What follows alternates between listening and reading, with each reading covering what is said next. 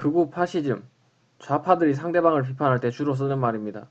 참고로 한국만의 문제가 아니라 유럽이나 미국 등을 포함해 전 세계 대부분이 같은 상황입니다. 그들이 비판하는 사람들이 진짜 극우 파시즘인지도 상당히 의문이지만 잘 생각해보면 극우 파시즘이라는 말 자체가 아예 틀린 말입니다.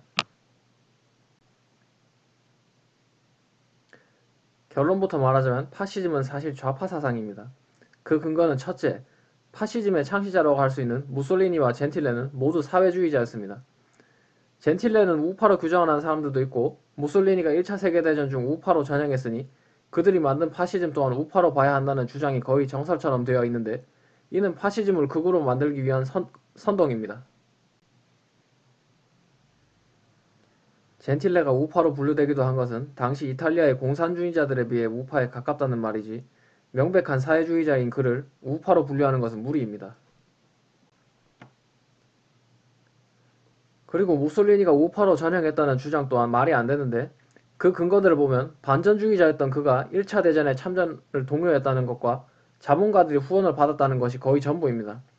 자본가들이 후원을 받았다고 해서 무조건 그들의 입장을 대변해 준 것이 아니며 그저 공산주의자들을 공격했을 뿐입니다. 또한 전쟁에 반대하고 찬성하고는 상황에 따라 다른 것이지 좌파 우파의 문제가 아닙니다. 두 번째로 파시즘의 기본 구조를 보면 공산주의와 거의 동일합니다. 자본을 기준으로 계급을 나눠 프롤레타리아 계급이 혁명을 일으키자는 공산주의에서 계급을 국가로, 혁명을 전쟁으로 바꾼 것이 파시즘입니다. 즉 주체와 방식만 조금 바뀔 뿐 폭력을 동원하여 침탈하는 기본 원리 자체는 완전히 동일합니다. 세 번째로 파시즘이 엘리트주의를 내세워 평등과는 거리가 있으니 좌파가 아닌 우파라는 주장도 있는데 이렇게 따지자면 자유가 거의 없는 파시즘을 우파로 보는 것 또한 말이 안 됩니다. 오히려 공산당과 나치당, 파시스트당의 일당 독재가 비슷한 구조이므로 좌파로 보거나 아예 제3의 이념으로 보는 것이 맞습니다. 네 번째, 공산주의자를 숙청하고 공산국가인 소련과 전쟁을 했으니 그 반대인 극우라고 하는 주장 또한 말이 안 됩니다. 극자와 대립한다고 무조건 극우라고 할 수는 없습니다.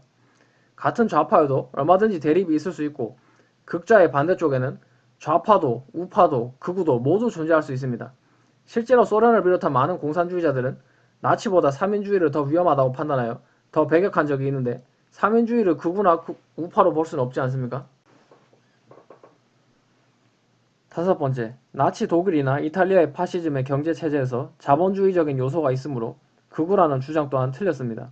그들이 어느 정도 사유재산도 인정하고 능력과 실적에 의한 차등분배도 인정했지만 국가와 당의 개입이 상당하였으며 실적에 의한 차등분배는 좌파 사상인 사회주의에서도 인정하는 부분입니다. 굳이 따진다면 사회주의와 자본주의가 합쳐진 좌파와 우파가 섞인 정도인데 절대 극우라고 볼 수 없습니다. 파시즘이 좌파인 마지막 근거는 파시즘의 대표적 특징인 민족주의, 국가주의, 전체주의 같은 사상들이 좌파에 가까운 사상들이기 때문입니다. 민족주의나 국가주의 같은 개념들이 우파적이라고 하는 것 또한 좌파들의 선동입니다. 사실 조금만 생각해보면 간단합니다. 우파는 개인의 자유를 중시하기 때문에 아무리 극단적인 우파로 기르더라도 국가나 민족 같은 전체 개념을 더 중요하게 생각할 수가 없습니다. 이는 오히려 공동체를 중시하는 좌파 사상에 가깝습니다.